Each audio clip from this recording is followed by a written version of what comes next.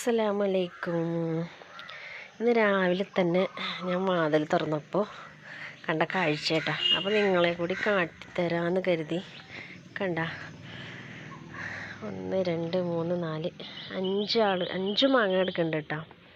അല്ലെങ്കിലും വീഴാറുണ്ട്, പക്ഷെ ഒരെണ്ണോ അല്ലെങ്കിൽ 2 എണ്ണോ വീതം വീഴാറിട്ടോ രാവിലെ.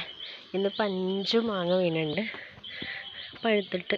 ഇത് നമ്മൾ പൊട്ടിക്കാറില്ല കേട്ടോ മാങ്ങ, കാരണം തന്നെ വീഴും. നമുക്ക് ഇത് പറക്കാം കേട്ടോ.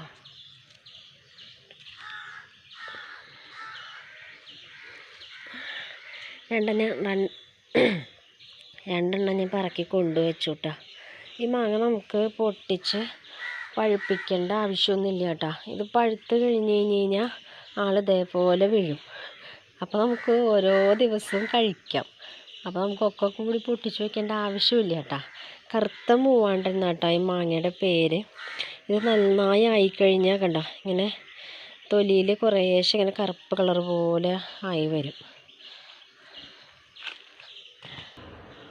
അപ്പോൾ നമുക്ക് 5 മാങ്ങ കിട്ടിയിട്ടാ, അല്ലെങ്കിൽ നമുക്ക് 1 2 കിട്ടാറുള്ളൂ. ഇവിടത്തേക്ക് അങ്ങനെ വീണ് കഴിഞ്ഞു തുടങ്ങിയിട്ടാ. കണ്ട കൊമ്പൊന്ന് കുറച്ച് പൊങ്ങി മാങ്ങയൊക്കെ വീണ് തുടങ്ങിയപ്പോൾ. ഇനി കുറച്ചുള്ളൂ കേട്ടോ വീഴാൻ. ഞാനത് കഴിഞ്ഞിട്ട് വേപ്പിലയുടെ ഒരു കൊമ്പ് പൊട്ടിച്ചത് കേട്ടോ. അപ്പോൾ അതിൽ കണ്ടോ പുളിറുമ്പിൻ്റെ കൂട് കണ്ടോ. ഇത് ഞാനൊന്ന് കഴുകിയിട്ടോ. കണ്ടോ, ഒരു വേപ്പിൻ്റെ തണ്ടെടുത്തിട്ട് കണ്ടോ അവരിതെങ്ങനെ വളച്ച് കൊണ്ടുവന്നിരിക്കട്ടാ.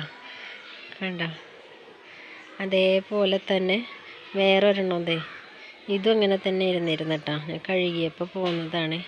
അങ്ങനെ വളച്ചെടുത്ത് വെച്ച് എന്നിട്ടാണ് അവരത് കവർ ചെയ്തിട്ടുണ്ടായിരുന്നു കേട്ടോ. നല്ല ഭംഗിയുണ്ടായിരുന്നു കാണാൻ.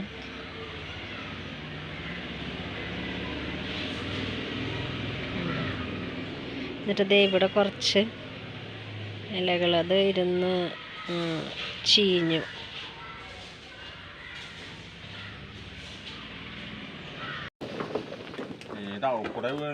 അങ്ങടെ വീണൊക്കെ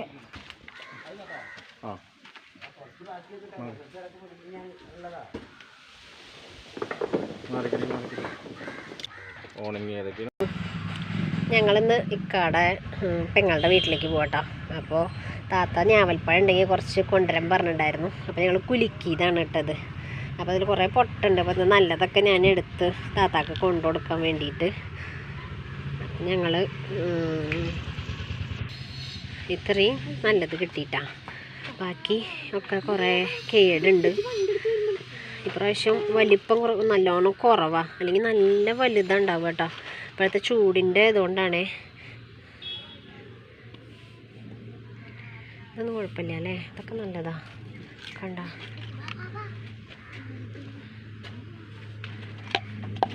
ഇത്രയും കിട്ടിയിട്ടാ.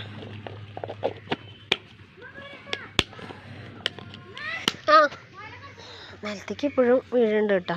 കണ്ട